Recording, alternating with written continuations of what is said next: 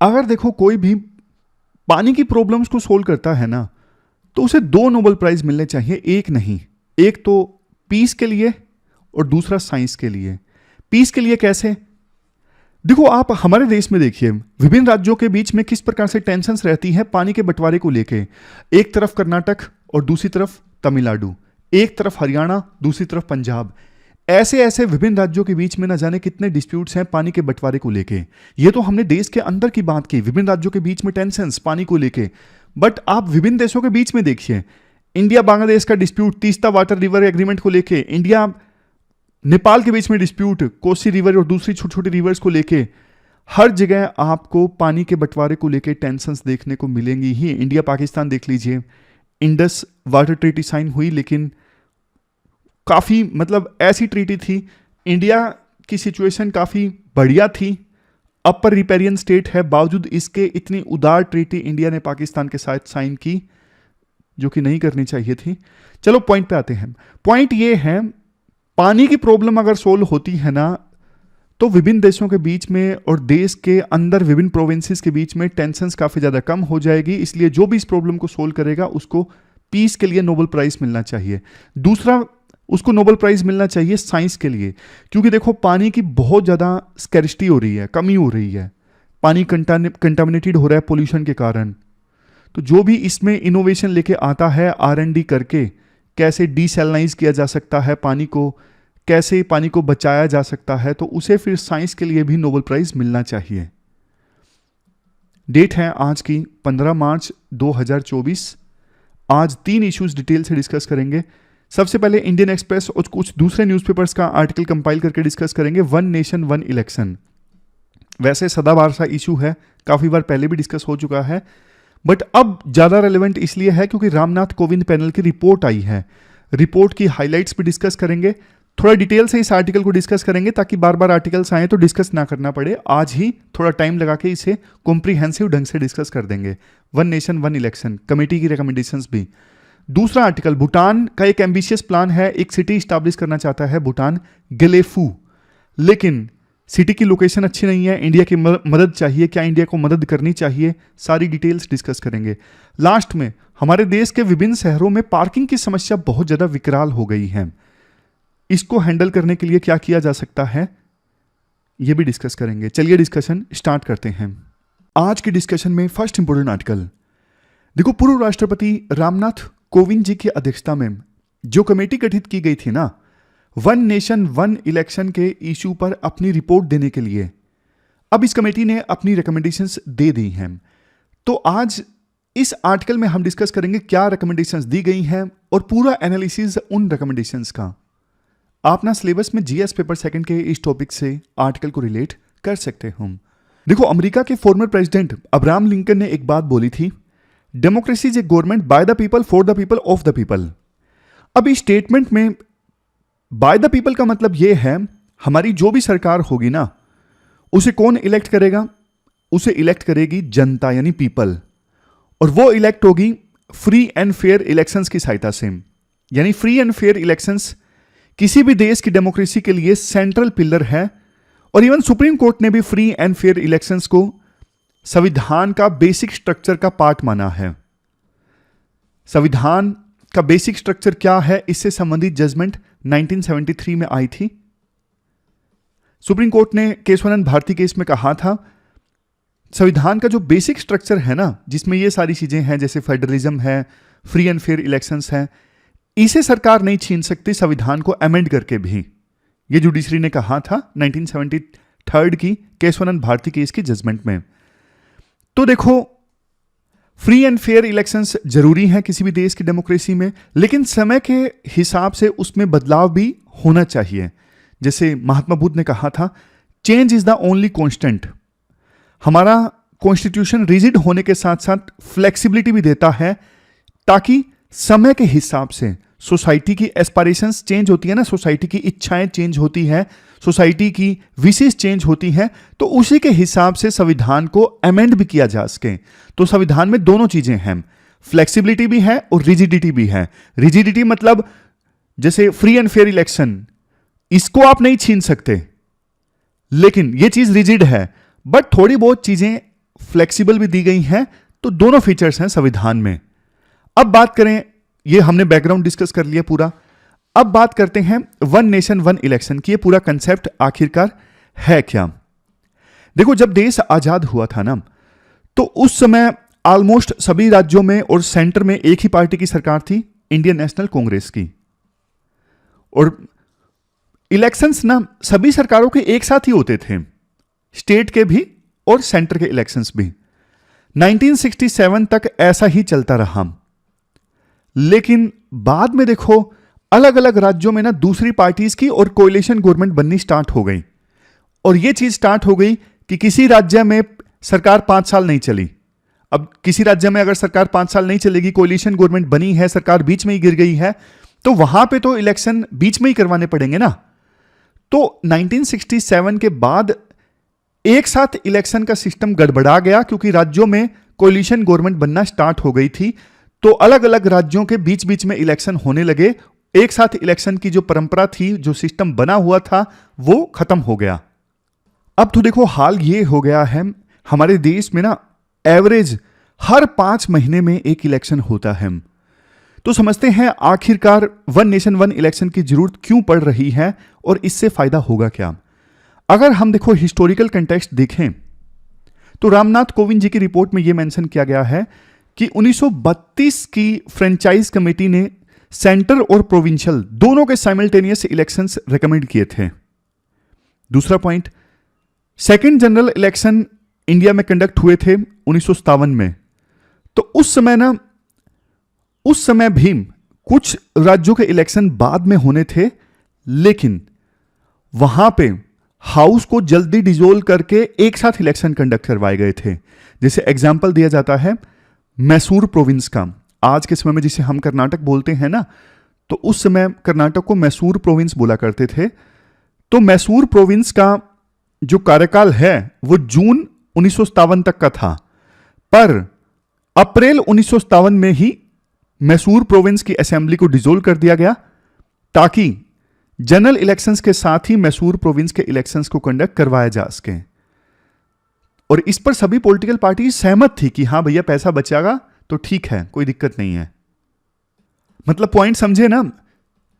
जैसे एक तर्क दिया जाता है वन नेशन वन इलेक्शन के अगेंस्ट कि ना कुछ स्टेट असेंबलीज का कार्यकाल जो है ना, वो पहले ही खत्म किया जाएगा, तो ये गलत है। राइटर कहते हैं देखो, पहले ऐसा हो चुका है, 1957 में भी ऐसा हुआ था, कुछ स्टेट असेंबलीज का जो कार्यकाल है वो कम किया गया था। लेकिन देखो 1967 के बाद जब से साइकिल ब्रेक हुआ है साइमल्टेनियस इलेक्शंस का, तो उसके बाद तो इंडिया अभी तक इलेक्शन मोड में ही चलता आया है। मतलब अभी तक टोटल ना इंडिया में 406 इलेक्शंस हो चुके हैं।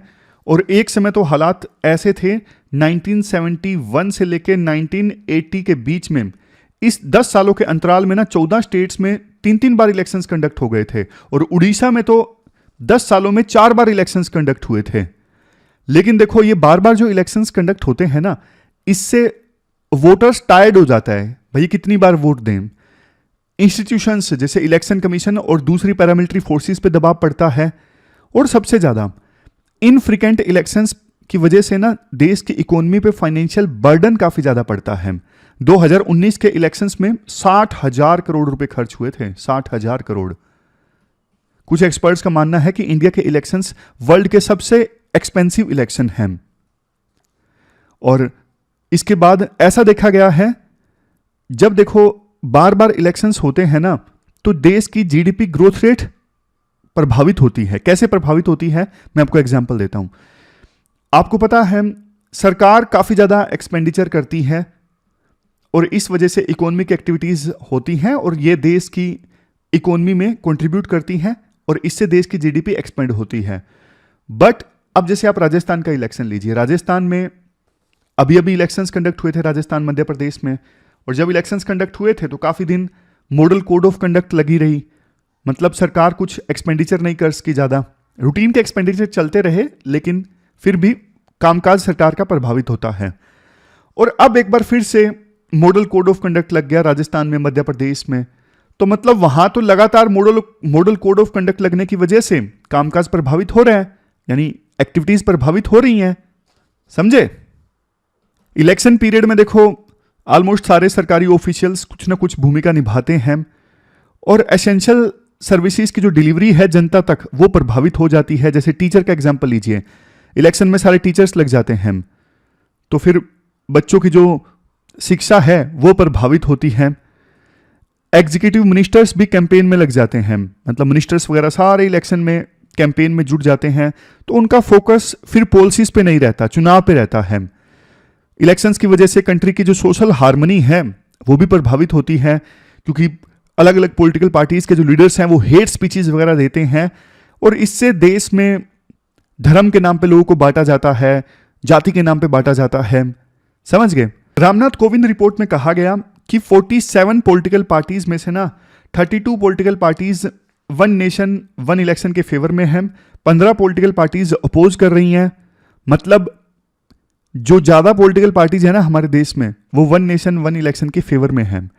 और पैनल ने कई देशों का एग्जाम्पल भी दिया है जहां पे one nation one election system effectively काम कर रहा है। जैसे देखो जर्मनी है, बेल्जियम है, स्वीडन है, साउथ अफ्रीका है।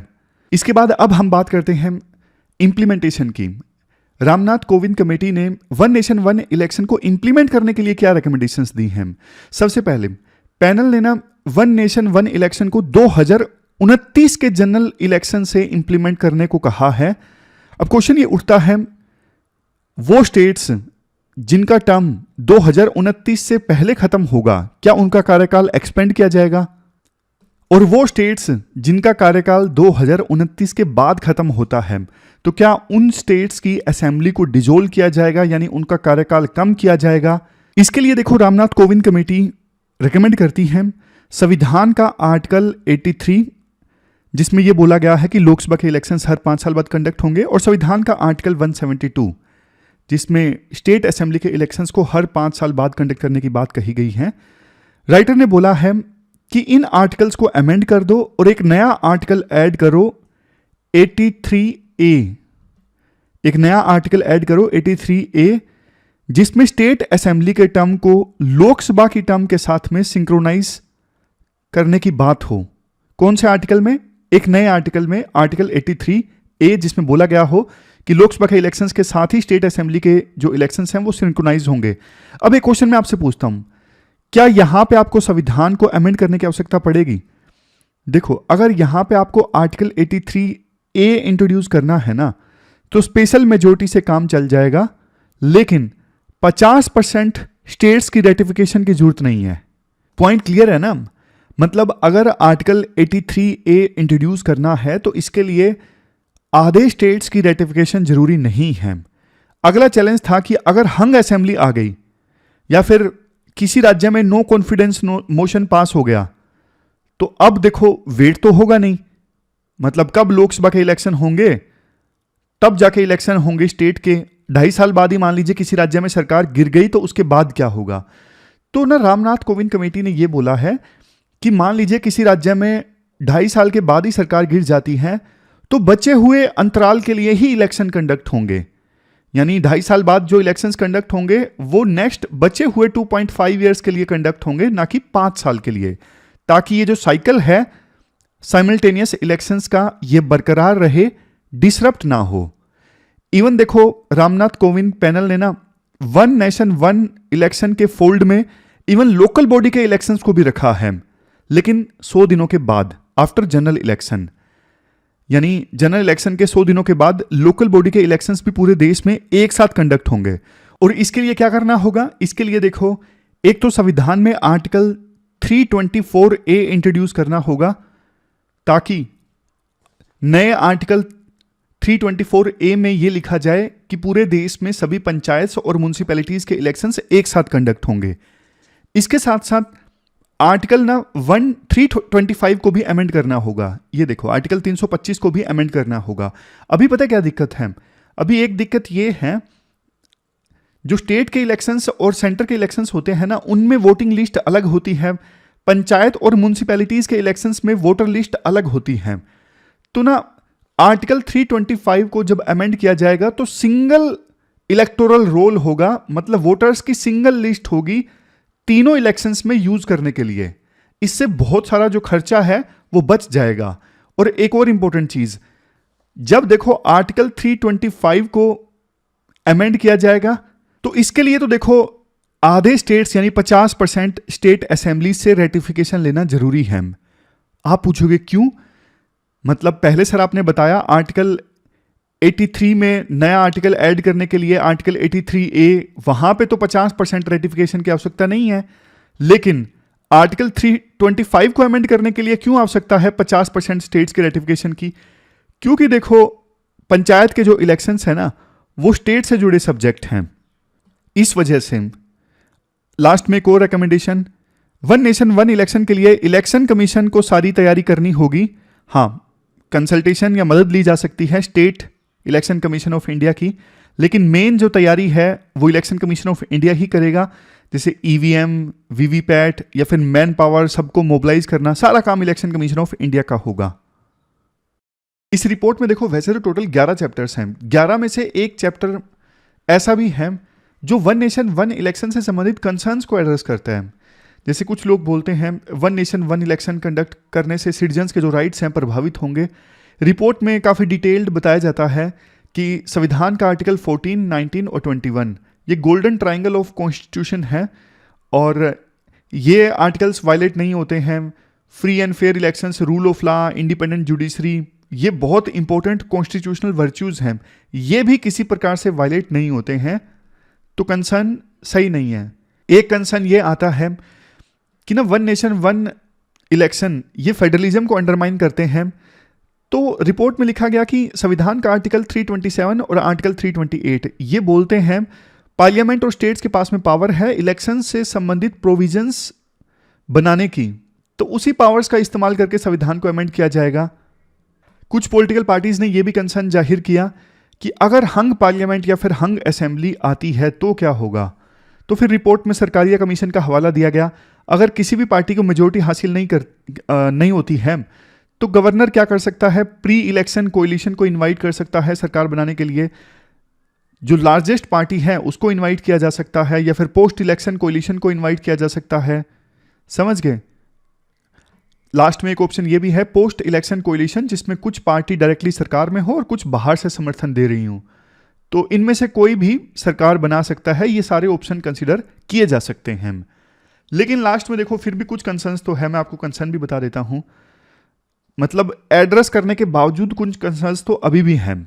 One nation one election India के फेडरलिज्म के अगेंस्ट इसलिए भी माना जा रहा है क्योंकि इसमें यह बोला गया है कि अगर किसी स्टेट की असेंबली बीच में डिसोल्व हो जाती है, मान लीजिए 2 साल के बाद में, तो फिर वहां पे ना बचे हुए 3 साल के लिए इलेक्शन कंडक्ट होंगे, तो इससे तो ना स्टेट की पावर अंडरमाइन होती है। ऐसा लगता है कि स्टेट ज्यादा इंपॉर्टेंट नहीं है, सेंटर ज्यादा इंपॉर्टेंट है।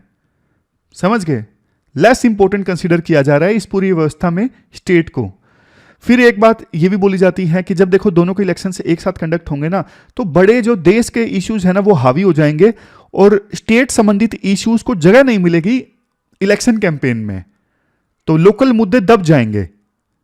फिर एक पॉइंट यह भी दिया जाता है कि पूरे देश में एक साथ इलेक्शंस कंडक्ट करवाने हैं तो उसके लिए आपको 30 लाख ईवीएम चाहिए। तो इतनी सारी ईवीएम 10-15 साल ही चलती हैं, तो 30 लाख ईवीएम मैन्युफैक्चरिंग होगी और 10-15 साल चलेंगी, यानी सिर्फ 2 इलेक्शन या 3 इलेक्शन के लिए चलेंगी, खराब हो जाएंगी। तो ईवीएम की वेस्टेज भी है। अब कितनी वेस्टेज है उसके पैसे का नहीं बताया गया है। और एक पॉइंट यह भी दिया जाता है कि बार बार इलेक्शन कंडक्ट होते हैं ना, तो उसका एक फायदा यह होता है पॉलिटिकल पार्टीज की अकाउंटेबिलिटी फिक्स होती है कि आपने काम किया नहीं, अब फिर से इलेक्शंस में आ गए, तो एक ये फायदा होता है। अब देखो फायदे बताने को और भी बताए जा सकते हैं कि इलेक्शंस जब होते हैं तो इकोनॉमिक एक्टिविटीज़ ज़्यादा होती हैं, बहुत से लोगों को रोज़गार भी मिलता है।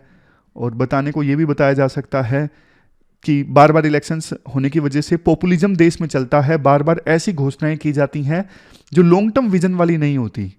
तो कुल मिला के हमने सारे पॉइंट्स ही डिस्कस कर लिए इस आर्टिकल में, रिपोर्ट के पॉइंट्स भी डिस्कस कर लिए। चलते हैं आगे। इसके बाद next article India Bhutan relations से संबंधित है। आप देखो सिलेबस में जीएस पेपर 2 के इस टॉपिक से आर्टिकल को रिलेट कर सकते हो। सुशासनी हैदर के द्वारा यह आर्टिकल लिखा गया है। भूटान का देखो एक काफी एम्बिशियस प्लान है। इंडिया के साथ जो बॉर्डर लगता है ना, उसके बिल्कुल नजदीक, यानी असम बॉर्डर के बिल्कुल नजदीक भूटान ना अपनी एक अलग से सिटी इस्टेब्लिश करना चाहता है जिसका नाम है गेलेफू। स्पेशल सिटी इस्टेब्लिश करना चाहता है। ये भूटान का एम्बिशियस प्लान है। ये सिटी एक कार्बन न्यूट्रल सिटी होगी। जितना कार्बन यहाँ से एमिट होगा उतना ही एब्जॉर्ब हो जाएगा। नॉन पोल्यूटिंग इंडस्ट्रीज यहाँ पे इस्टेब्लिश होंगी, जैसे IT industry, education industry, hotel, hospital sector, ये सब। जैसे देखो एक एग्जाम्पल भी दिया जाता है, एक तरफ दुबई, हांगकांग, सिंगापुर ऐसी सिटीज हैं। ऐसी सिटीज भूटान नहीं इस्टेब्लिश करना चाहता। सऊदी अरेबिया की नियोम सिटी और इंडोनेशिया की नुसांतारा सिटी, ये प्लांट सिटी हैं, नई तरह की सिटी हैं। इन्वायरमेंट का भी ख्याल रखा गया है इन सिटीज में। तो ऐसी ही सिटी भूटान अपने यहां पे इस्टेब्लिश करना चाहता है जिसका नाम होगा गेलेफू। क्वेश्चन ये उठता है आखिरकार क्यों, मतलब भूटान को क्या शौक चढ़ा ये सिटी इस्टेब्लिश करने का। देखो भूटान में जो युवा लोग हैं ना, वो छोड़ छोड़ के जा रहे हैं भूटान को, क्योंकि यहाँ पे इनफ जॉब्स नहीं है। जॉब्स हैं भी तो वो हाई पेइंग सैलरी वाली जॉब्स नहीं है। तो भूटान के जो युवा लोग हैं ना, भूटान को छोड़ के दूसरे डेवलप कंट्रीज की तरफ ज़्यादा रुख कर रहे हैं। वहीं पे वो एजुकेशन हासिल करना चाहते हैं और वहीं पे वो जॉब हासिल करना चाहते हैं। और अभी तक ना भूटान का कुछ ऐसा था कि यार टूरिस्ट ज़्यादा ना आए, मास टूरिज्म में विश्वास नहीं करता भूटान। इसलिए हम वहाँ पे भूटान में घूमने के लिए जाते हैं ना, तो अलग से वो एक फीस भी लगाते हैं, सस्टेनेबल डेवलपमेंट फीस। मतलब ऐसा लगता है कि जैसे वो चाहते ही नहीं कि बहुत ज़्यादा टूरिस्ट आए हमारे देश में। लेकिन अब देखो जॉब्स जनरेट करनी है, रेवेन्यू हासिल करना है, तो इसी सोच के साथ में गेलेफू सिटी इस्टेब्लिश करना चाहता है भूटान। ये सिटी गेलेफू, अब यहाँ पे बड़ा बड़ा एयरपोर्ट भी बनेगा ताकि ज़्यादा टूरिस्ट आ सकें। इंटरनेशनल स्टैंडर्ड का एयरपोर्ट होगा, जॉब जनरेट होंगी, रेवेन्यू आएगा, यूथ जो दूसरे देशों में जा रहे हैं वो रुकेंगे। और सबसे बड़ी बात, अभी ना चाइना का प्रेशर काफ़ी ज़्यादा है भूटान के ऊपर। चाइना बोलता है कि यार हमारे साथ आप बॉर्डर एग्रीमेंट साइन कर लो किसी भी कीमत पे, डोकलाम में यहाँ पे आप हमें लैंड दे दो, बदले में हम नॉर्थ में आपको ज़्यादा दुगना लैंड दे देंगे। चाइना ये भी प्रेशर डाल रहा है भूटान के ऊपर कि हमारे साथ आप डिप्लोमेटिक रिलेशन इस्टेब्लिश कीजिए। लेकिन भूटान अभी नहीं कर रहा है चाइना के साथ में डिप्लोमेटिक रिलेशन से इस्टेब्लिश, क्योंकि भूटान के ना इंडिया के साथ अच्छे रिश्ते हैं। तो ये जो सिटी इस्टेब्लिश होगी ना, ये साउथ ईस्ट एशिया में एक इंपॉर्टेंट हब का काम करेगी। कनेक्टिविटी इस्टेब्लिश होगी इस सिटी से साउथ एशिया में अलग अलग देशों की। तो भूटान दूसरे देशों से धीरे धीरे कनेक्ट होगा। तो चाइना उस पर जो दबाव डाल रहा है वो दबाव थोड़ा कम होगा। मतलब अभी इंडिया के ऊपर डिपेंडेंसी है, लेकिन दूसरे देशों के साथ भूटान कनेक्ट होगा तो फिर चाइना का प्रेशर थोड़ा कम होगा, ऐसा राइटर का मानना है।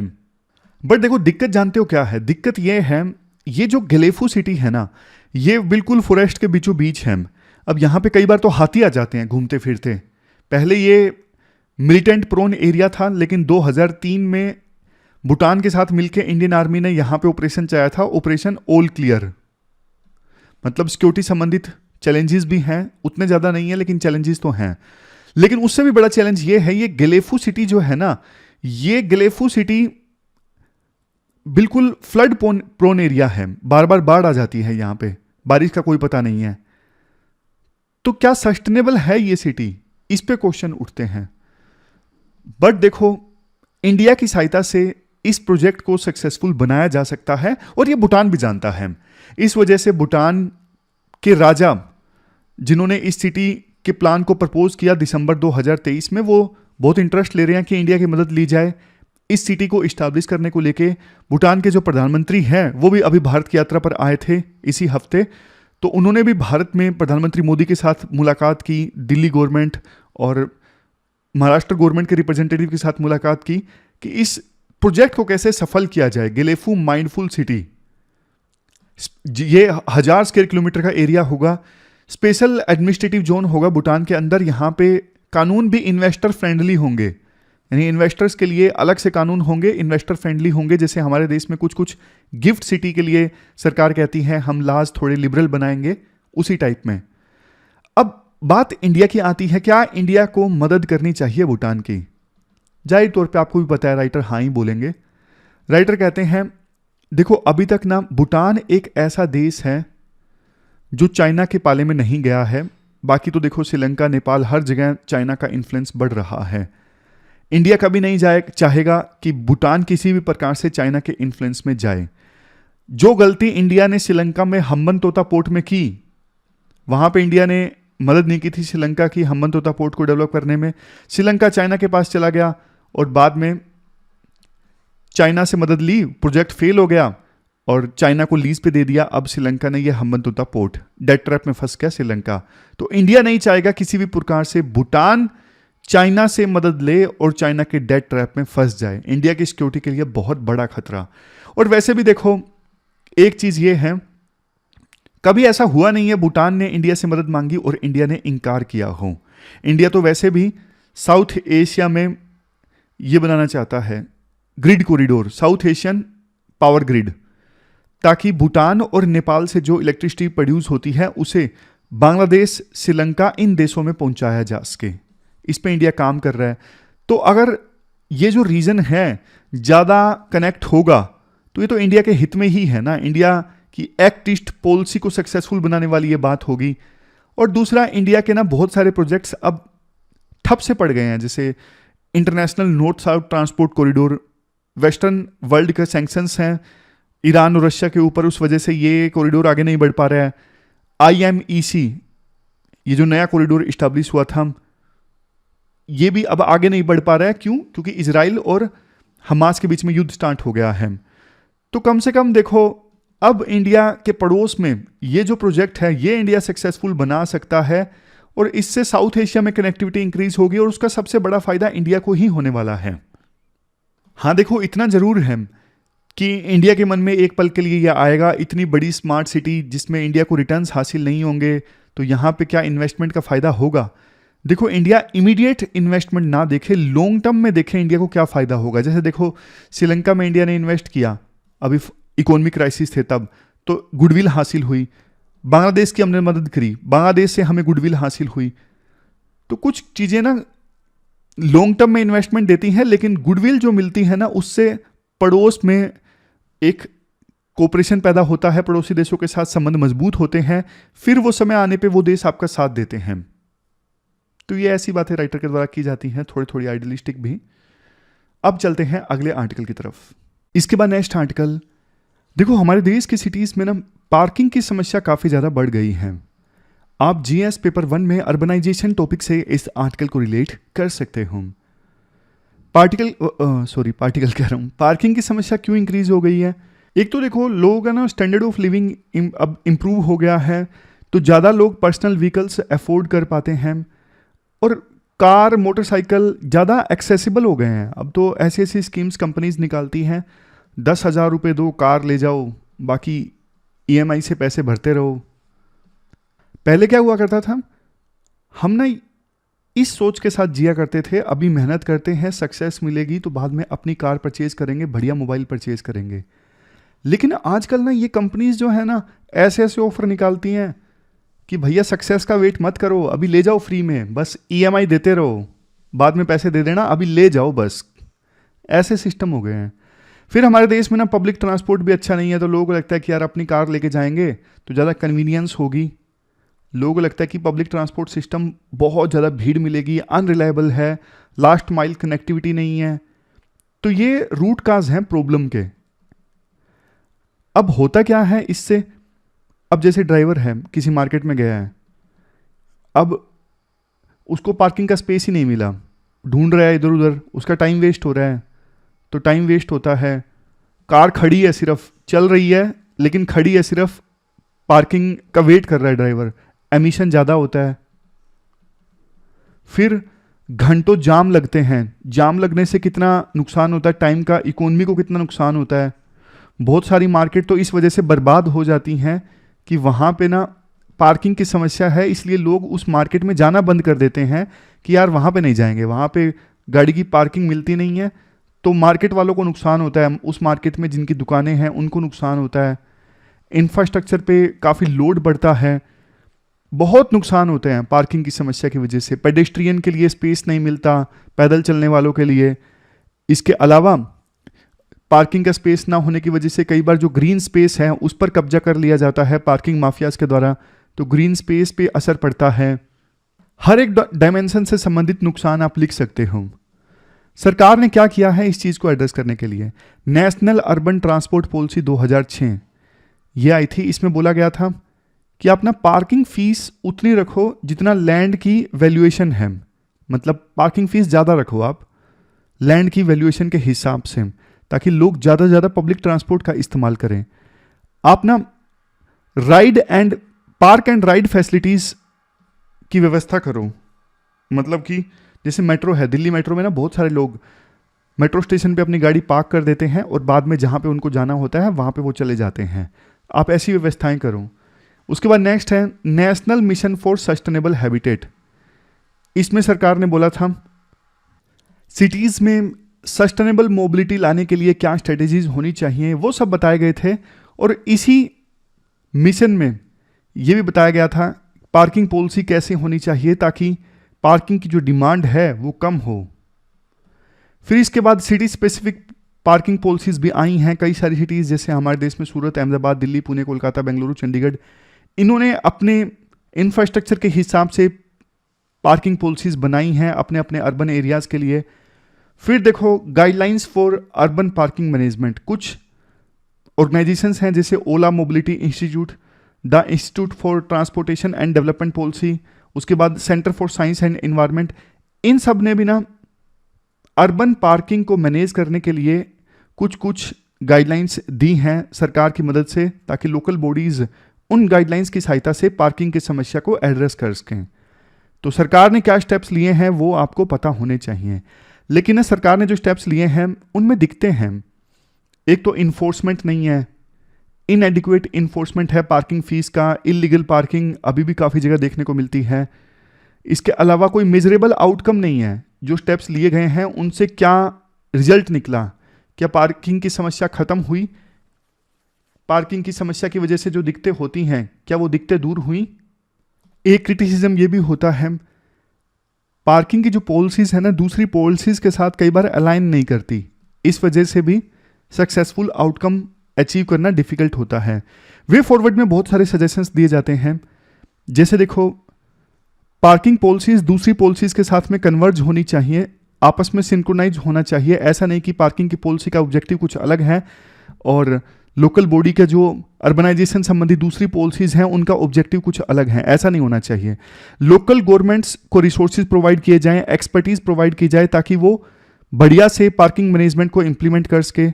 सिटीजन्स को इन्वॉल्व करने की आवश्यकता है प्लानिंग प्रोसेस में, सिटीजन्स के नीड्स और कंसर्न्स को भी समझने की आवश्यकता है। नेक्स्ट, रियलिस्टिक पार्किंग फीस होनी चाहिए सभी जगह पे, मतलब अगर रियल एस्टेट कॉस्ट ज़्यादा है जहाँ पे कार पार्क हैं तो वहाँ पे ज़्यादा पार्किंग फीस होनी चाहिए ताकि लोग कम से कम पार्किंग का इस्तेमाल करें। और फिर देखो पब्लिक ट्रांसपोर्ट को आपको मजबूत करना होगा, तभी लोग कम व्हीकल का यूज़ करेंगे और पब्लिक ट्रांसपोर्ट का ज़्यादा इस्तेमाल करेंगे। और पार्किंग की फीस आप ज़्यादा करोगे उससे रेवेन्यू प्राप्त होगा, तो उसका इस्तेमाल आप करो ट्रांसपोर्टेशन की व्यवस्था को ठीक करने के लिए। तो ये कुछ पॉइंट्स, कुछ सजेशंस इस आर्टिकल में दिए जाते हैं जो हमने डिस्कस किए। अब लास्ट में क्वेश्चंस देख लेते हैं। लास्ट में क्वेश्चंस देख लीजिए जो आपको अटेम्प्ट करने हैं। 2 क्वेश्चंस आपको अटेम्प्ट करने हैं। एक तो देखो रामनाथ कोविंद पैनल की रिपोर्ट आई है, इसके कंटेक्स्ट में आपको साइमल्टेनियस सिलेक्शंस के प्रोज एंड कॉन्स डिस्कस करने हैं। इस क्वेश्चन का आंसर 250 वर्ड्स में देना है। फिर पार्किंग प्रॉब्लम से संबंधित जो क्वेश्चन है इस पर आपको कमेंट करना है, स्टेटमेंट है कमेंट करना है, ये कमेंट आपको 150 वर्ड्स में करना है। प्री का क्वेश्चन जो यूपीएससी ने 2017 में पूछा था, राइट टू वोट ये कौन सा राइट है? फंडामेंटल राइट है, नेचुरल राइट है, कॉन्स्टिट्यूशनल राइट है या लीगल राइट है? Right to vote and to be elected in India is what kind of right?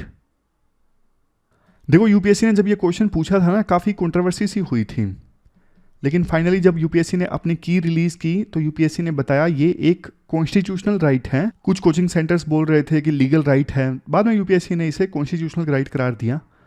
तो ये थी हमारी आज की डिस्कशन कैसे लगी आपको कमेंट बॉक्स में बताइए। कल मिलते हैं फिर से एक नई एनर्जेटिक डिस्कशन के साथ, तब तक आप अपना ख्याल रखिए। Thank you very much.